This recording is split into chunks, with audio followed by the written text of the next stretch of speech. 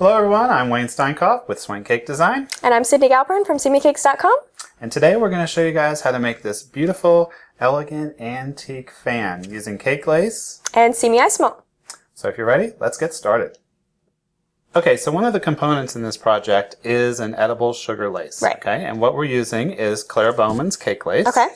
And the great thing about this is that it will stay flexible indefinitely. Oh, perfect. Okay. So as soon as we finish this and pull it out of the mold, the way that it is then is the way that it'll stay. That's awesome. Okay. That'll be perfect for this. And this does come in a powder form, and there are instructions in here on how to use it, All right. how to make it. So I've already got some made up here. And you can see it's kind of like a loose marshmallow fluff kind of consistency. And what I'm going to do is I'm going to spread it in my mold like this. Okay. And I'm kind of keeping my spatula flat when I do this. Okay. And I'm pressing kind of hard so that all the air bubbles go out. Okay. All right. All right. And a little bit really does go a long way with that, it seems. It does. You don't need a whole lot of this. Now, although I'm doing white here, I'm just doing this to show you guys how to do it. In the project, we're going to use colored. Right. Okay. So I'm just getting in every nook and cranny here. And then I'll clean most of it up with this, but I find that if I try to clean it entirely up with this, I'll pull too much lace back out of the mold. Okay. So what I'm going to do is I'm going to get most of it off with this, and then I'm going to use a PME scraper to clean it up. Okay? Oh, okay. And I'm literally just dragging it across, not too hard, but hard enough that I'll clean it up. Perfect. And that's what we're looking for. Beautiful. Right there. Okay, you want to give it a try? Yeah, sure. All right. All right. So you said take a little bit. Yep. And I'll just do a spot right over here. You said press kind of firm so that you get all the air bubbles out. Exactly. All right. A little bit more over here. Just like that. Okay. All right, does that look good? That looks great. All right. And we'll take this. Okay, so kind of angle it a little bit here and not press too firmly. And that's just something that you'll have to do, you know, get used to the pressure as you do it. Right, just practice makes perfect. If you see that you've pulled too much of the lace back out, just paddle some more back in. Oh, okay, so you can just kind of put it back in case you do it. All right, awesome. And that looks great right there. Yay! All right, so now you can let this air dry if you want to for 4 to 6 hours, depending upon the humidity level where you are. Okay. But if you're in a hurry, like most of us are, you can either put it in your oven. If you do it in your oven, you want to do it at the lowest temperature that your oven will go. Okay. At about, and that's usually 150 to 170.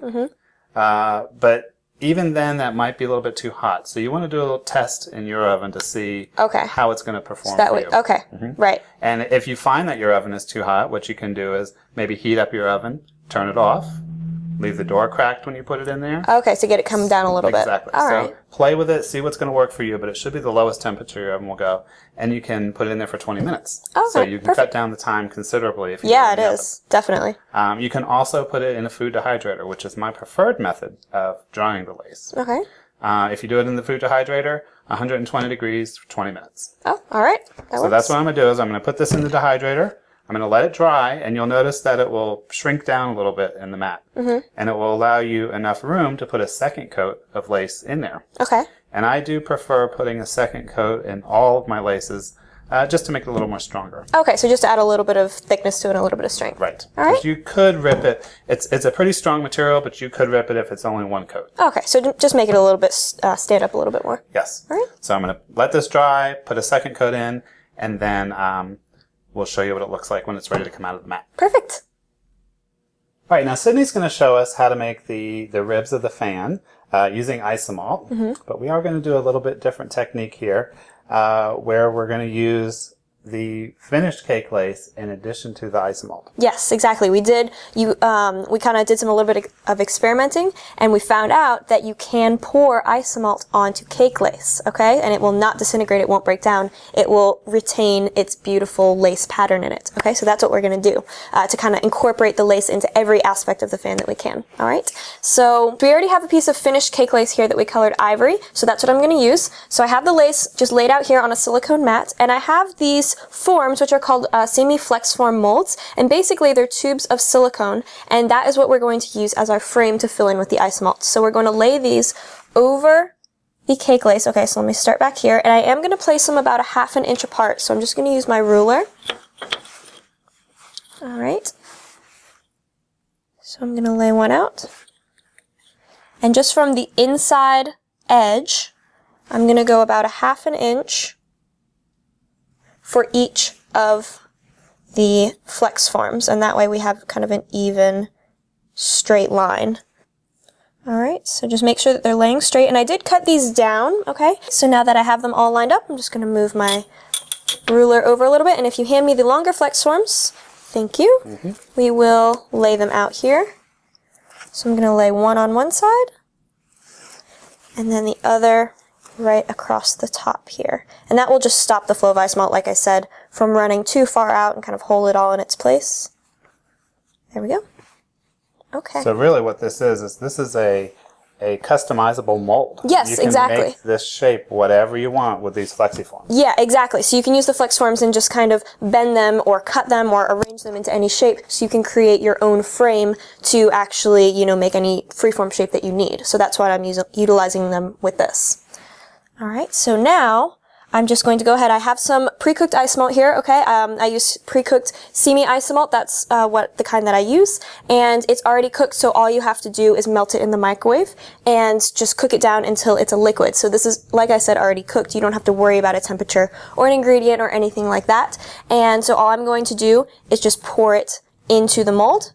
Now this is about 300 degrees, so we don't want to touch it, okay? I highly, highly recommend wearing gloves because this is very, very hot. Like I said, about 300 degrees, so it would not be fun to touch it or to burn yourself. So I highly recommend wearing gloves and taking all the precautions that you can when working with isomalt. Alright. Now I'm just going to go ahead and, like I said, about 30 seconds in the microwave and then 15-second intervals until it's liquidy, and this is a nice liquid consistency that we're going to be able to pour out now. So I'm just going to just fill in enough to cover over the bottom, okay? You don't need to fill the mold all the way up to the top. You just need enough so that it will spread and fill and cover up the cake lace. Okay, so I just fill in each of these little gaps here. And I love that this is crystal clear. I mean, it is absolutely no bubbles and crystal clear. Right, exactly. And now when I took this out of the microwave, I did let any bubbles disperse that I needed to. Sometimes it can come back to a boiling consistency after you reheat it back up. So I did kind of let it sit for a minute and just let all those bubbles pop themselves so that you don't pour any bubbles into your piece. But after that, because it is so nice and clear, you're going to be able to really, really see the lace in the background, and it's going to match really well with our whole completed piece. Okay, so we'll let these set for, it will probably take about 10 or 15 minutes for them to cool just out in the air. You don't want to put them in the fridge or the freezer or anything like that because of the condensation. You don't want them to get sticky or cloudy from any moisture. So while I have the isomalt melted, I'm going to go ahead and pour some silicone molds, and these are going to be accent pieces for our fan afterwards. So I'm just going to take the same isomalt here and pour it into our silicone mold. Now since this is silicone, we don't need to grease it or powder the mold itself. All we have to do is pour it in, because as soon as it's cool, it is just going to release and pop right out. Now, if you have a super detailed mold, sometimes since the isomalt has a lot of surface tension, it can get kind of thick.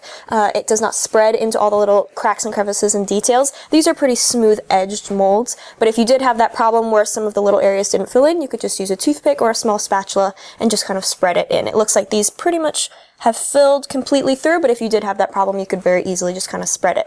And these will, the same as the other pieces, take about 10-15 minutes to cool, and then we'll come back. All right. All right. Okay, so these have been cooling for about 10 or 15 minutes. So the molds I'm going to pop out first. So I should just be able to flex them just like that and pop them right out of the mold there. So there's our bow. Look how gorgeous that is. Set that one down, and then here's our cameo. And they usually will just fall right out. You can kind of peel them out. Then there's our cameo. Really beautiful. So we're going to set those aside, all right, and we're going to use this a little bit later. While I take the ribs out, I will move these over. So we just peel away the flex forms, just like that, the individual pieces. How cool is that? Look at that. All right. And let's carefully just kind of pick them up and release them from the mat, okay? You can even flip it over, just kind of let them go. It's okay if it tears a little bit in between because we are just going to cut that away, but you can see all of the individual pieces here that are stuck on. Be very careful when you're pulling this off the mat because this is a sugar product. Yes. And the isomalt, you know, created some heat and melted a little bit to the mat. So be careful when you're taking it off the mat. Yeah, exactly. You don't want to tear it. All right. So now we are going to go ahead and cut them apart. All right. So I'm just going to kind of trim them down the center. If I had another pair of scissors, I'd help. That's okay. And then what we're going to do is just once you have them trimmed out, is just go along the edge and trim any excess off. You can also, because it does adhere completely to the backs of the isomalt pieces, you can also just tear the edge, but it may not be as clean of a cut. So depending on the shape and how much you're going to see these, you can just kind of trim these. These are nice straight lines, so I'm just going to use the scissors. It's not, you know, super intricate that I need to get in, but I'm just trimming any excess, just kind of cleaning them up, just like that. Beautiful. All right, so we'll clean all these up. Okay, so all of those are now all cleaned up. We've got all the excess lace off of them, so we can see the nice pretty pattern inside. And now what we're going to do is these are going to be the ribs to our fan. So what we need to do is kind of arrange them and glue them together to have that fanned out effect. All right, there is a little bit of excess that I kind of went over the edge, or kind of it got caught up on the side of the mold. And so I have a little bit of a spill over here on the edge. I don't know if you can see that a little bit. So I have a little spill. I'm just going to trim that off. Okay, just that little bit. It just will kind of pop off. And then I'm just going to lightly on the top. You don't want to torch the side with the cake lace on it because we don't want to burn it. But on the top side where the isomalt is, I can just kind of torch over where I cut, and any little bump or nub from where that spot was will just smooth over. All right, so that's what I just did. It looks like the other ones are all right. And now I'm going to lay them out in a fanned out sort of shape.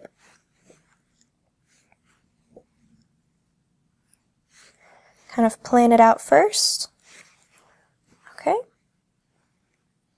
And so we just kind of have them arranged so 3 are more flat, and then the 2 in the centers are going to be layered on top, and that's how we're going to glue them together. All right, so I'm just going to kind of separate these 2 and start with my little chef's torch, and I'm just going to heat up the spots where they're going to touch. You could also dip these in liquid isomalt and stick them all together. That would work too, but I'm just going to kind of heat them up a little bit, attach them at the corners. All right. And then right on top.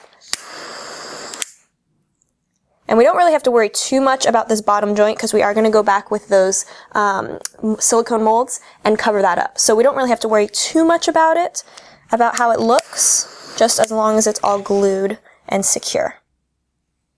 And the ribs are somewhat evenly spaced. Yes, exactly. Just kind of mess with them. The isomalt has a second or a minute or 2 before it completely solidifies, so you can adjust them and just kind of make sure that they're all perfect and spaced evenly.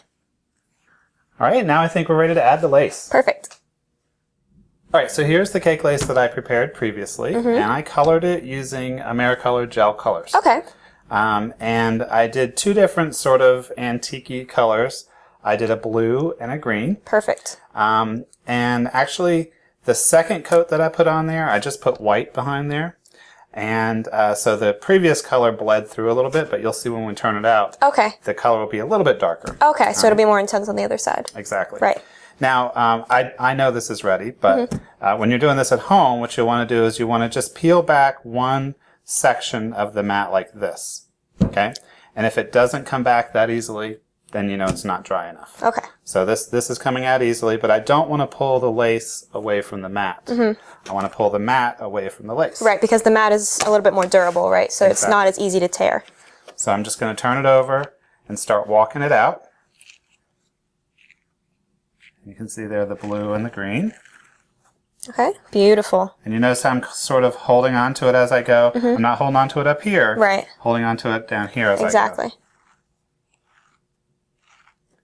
And there, oh, I did tear it a little bit, so you gotta be careful. But you can see, even though it did kind of pull a little bit, you can even tell where that little bit tore, because it just kind of all goes together. The fabric helps that kind of blend in. Just don't get rambunctious with it. Right. All right. Beautiful. Now, obviously, we're not going to use this whole piece on our fan, so we're going to cut it and make it fit to how we need to do it. Right. And the way that I envisioned this was I was going to put the blue at the top of the fan and then maybe layer the green on top of it. I think that'll look really cool. All right, so as we found out before, this stuff cuts really easily. So I'm just going to cut this down with my scissors. Perfect. And I think about 2.5 inches will be good. Yeah, I think that'll fit proportionately with the fan, with the ribs. All right, so I'll just do a quick measure right here. It doesn't have to be exactly perfect. Yeah, we are going to kind of bunch it up, so if it's not completely even, I don't think you'll be able to tell. Right.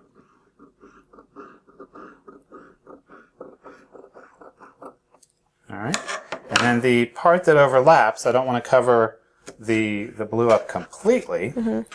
So I want that to be a little bit less. So maybe about 1.5 inches. Yeah, I think so. Okay.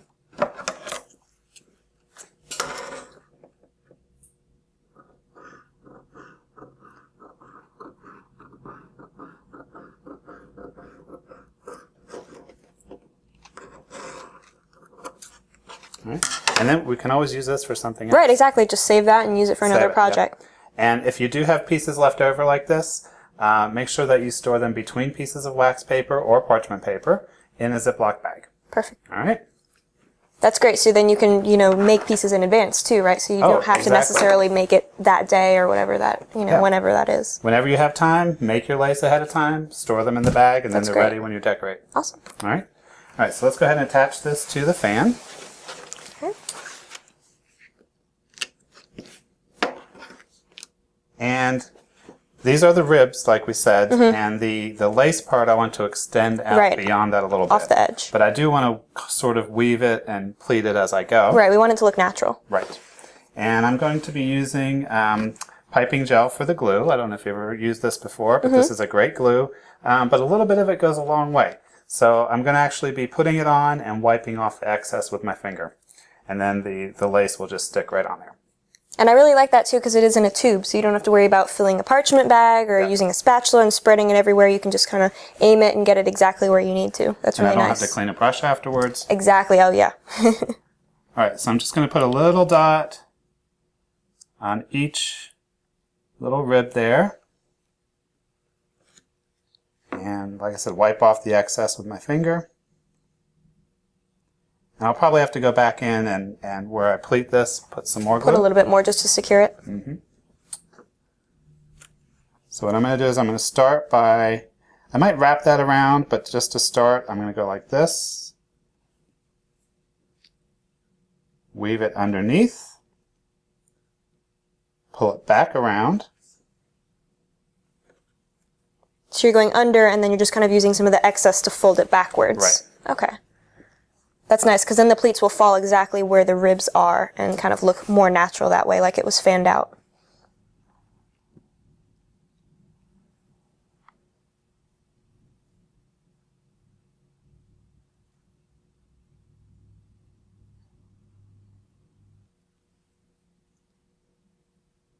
All right, and I do have a little bit left over there that we can just cut that off, and I'm going to wrap it around.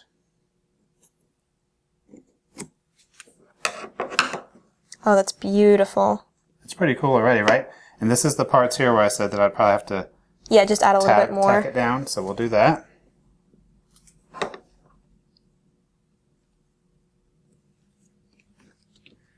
turn it over and wrap these pieces around. Probably should have gave myself a little bit more there, but we'll make it work.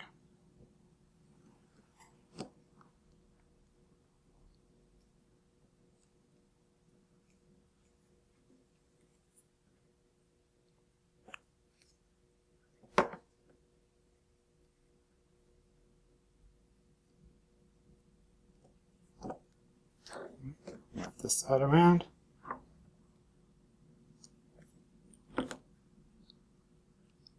And so that will just finish off the edge a little bit, make it look a little bit more fabric-like. Like I said, that side I probably should have gave myself a little bit more, but... That's okay. From the top, you can't even tell. Right. Beautiful. All right, and now... Actually, I'm going to cut these little pieces off right here because I don't like how you can see how they're behind flipped. there. Yeah, so I'll just cut that off.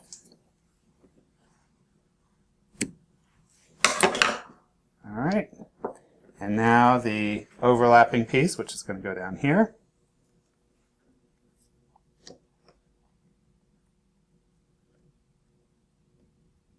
This piece I'm going to attach to the ribs and to the lace. Okay, so kind of half and half. Mm-hmm.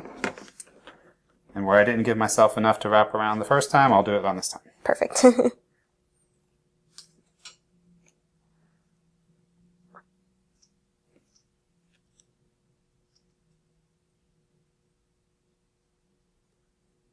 I'm just going to pleat it on each rib there.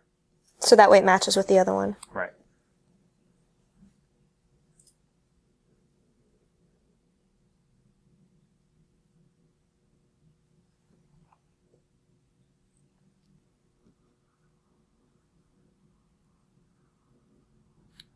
Alright. I'll go back in and put a little dab of glue behind each of those pleats. I love it already. It's so elegant.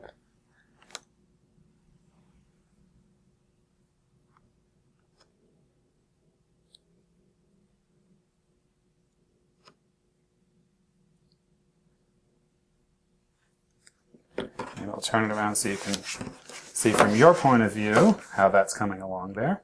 I love it so much. I'm so excited. All right. I'll just trim off the excess and wrap that around.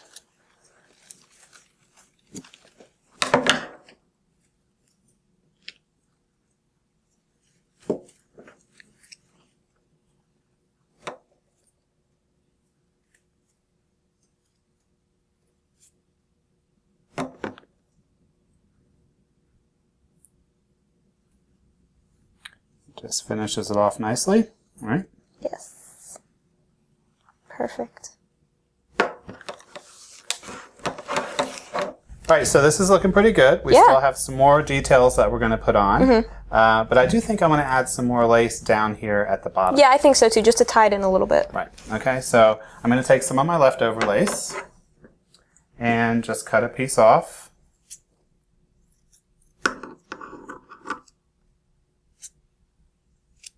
And I'm not measuring or anything, I'm just estimating and seeing what's going to work. Right. Right? So if I just sort of take this up, pleat it like this, just to get an idea of what's going to look like down there. I really like that. And I really like how the blue on the edge kind of matches with the other edge, so it kind of ties the whole thing in. Exactly. Makes it flow. All right, so I'm going to use my piping gel glue to glue this together. Just put some dots of the glue in there. So you're gluing the piece together first, and then you'll glue it onto the fan afterwards, just to make sure it's This secure. way I can manipulate the way this is okay. going to look. Right? Yeah, I like that.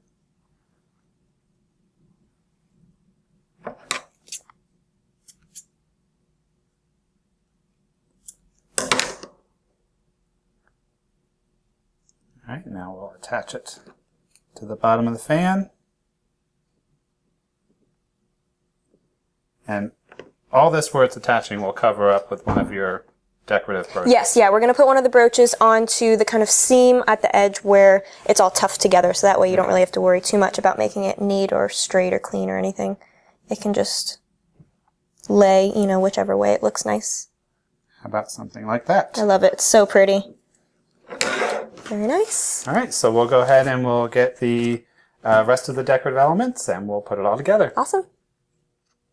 So here's the brooch that I had poured earlier. I'm going to use the cameo, I think, for this piece. And then I also have a rope and a tassel that I'm going to use kind of coming off of the bottom. So first we need to, I did cast this in Isomalt as well with a mold. These are from the mold.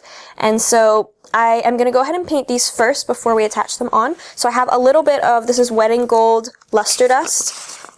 So I'm just going to scoop some in with kind of a wide angled brush. And add a little bit of alcohol to it so that it's a more intense color. You could dry dust this if you wanted more of an iridescent kind of sheen, but I'm just going to add some, and this is vodka that I'm using. You could use any sort of extractor. alcohol to paint with. This is just what I like to use. But not water. Yeah, you don't want to use water because water doesn't evaporate as fast, so it's not going to work quite as well. Okay. So add a little bit more dust here. It got a little bit too watered down, sometimes a thicker consistency, especially with the Isomalt. Since Isomalt isn't porous, it's not going to absorb the color. It's going to just sit on the surface, so you don't want it too watery or else it'll be more of a watercolor kind of patchy effect, which is good, just not what we're going for this. We want a solid gold. So I just want, there we go, that's perfect. Okay. And so I'm just going to kind of paint over here. That looks good. Yeah, I think that'll be perfect. It'll kind of tie in with the ivory of the lace underneath the slats as well, the ribs. Okay. Elegant antique look. Perfect. Okay, so I'm just going to paint all over here. Kind of make sure, since the rope part is round, we want to make sure we get along the underneath as well, so that it all is cohesive. That really does bring out all the details. It does, yeah, exactly. Isomalt, since it is transparent, sometimes when you have little details, they can kind of fall and they don't stand out as well. So even if it's just a little bit of pearl dust, just white pearl dust, not necessarily altering the color of the piece, it just helps to kind of reflect the light and define it. All right, and then I'm going to do the same thing to our cameo here. You could go in, depending on how detailed you want to make this, and paint each individual layer of the cameo, you know, do the face and the background and the frame all different colors, or whatever colors that you want it to do, but I think this one will just tie in a little bit better if it's just an overall kind of gold highlight. Again, you can just really see all the detail. Look at that. Yeah, exactly. Beautiful. Okay, so make sure we go along the edges. We can always go back and touch it up if we see something once it's on there that, you know, on the bottom part that didn't quite cover over with paint, but I think that looks pretty good. All right, so I'm going to set these off to the side now, and now we're going to go ahead and glue them onto our fan. So let's do the rope and tassel first. I have a little bit of liquid Isomalt here that we're going to use as glue. You could use royal icing or white chocolate or something that dries firm. This is fairly heavy, so piping gel may not work as well just because it doesn't have as much of a grip since these are really, really weighty. You want something that's really going to hold it on. So I'm just using a little bit of liquid Isomalt and a toothpick. I'm going to spread some onto kind of the base of the rope. So just scoop it. There we go, and then we'll move this over and just kind of lay the fan right down onto there. Is that good? Yep, that looks perfect. Awesome. We can always go back once this dries and flip it over and add more on top to kind of reinforce it, but that will just at least get it stuck on there so we know where it's going to sit. Okay. Very nice. All right, and the same thing on the back of the cameo. We're just going to scoop a little bit of glue. It doesn't take much. It will kind of melt into the Isomalt surface and really, really glue it down. There we go, so just a little drop.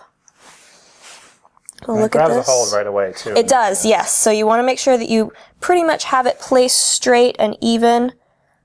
You can't move it around too much after it's stuck on. There we go.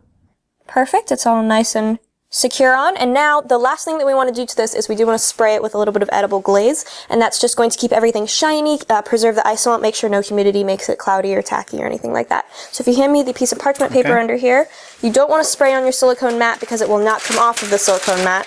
So do it on something that either you don't care about the surface or that's disposable. I'll just slide that back onto there. Move this out of the way, and we'll just give it a nice coat of the edible glaze. And this is just PME's edible glaze spray. You can do a few coats of this depending on how humid your area is, or if it's going to be something that you're keeping for a long amount of time, it could wear off after a few weeks. So in a few weeks, you may need to reapply this if it does kind of start getting dull looking, the Isomalt parts. But for the most part, this is completely, you know, edible, so you can use it on something that is going to go on a cake, and it will just kind of preserve it and keep it nice and pretty. And you can spray the lace too. That doesn't affect the lace. Exactly. Well, I hope you've enjoyed this project today, and thank you so much, Sidney, for coming and helping us create this beautiful fan. Yeah, thank you for having me. And if you want to find out more about Sidney and Simi Cakes and Confections, yes, my website is simicakes.com, so you can get more information there. Also, like us on Facebook, follow us on Instagram and Twitter, and subscribe to our YouTube channel. for more tips, tricks, and tutorials, be sure to visit us on Vimeo, and be sure to subscribe to our YouTube channel. You can follow us on Twitter, like us on Facebook, and be sure to sign up for our newsletter while you're there so you don't miss out on a thing. So until next time, Bye! bye!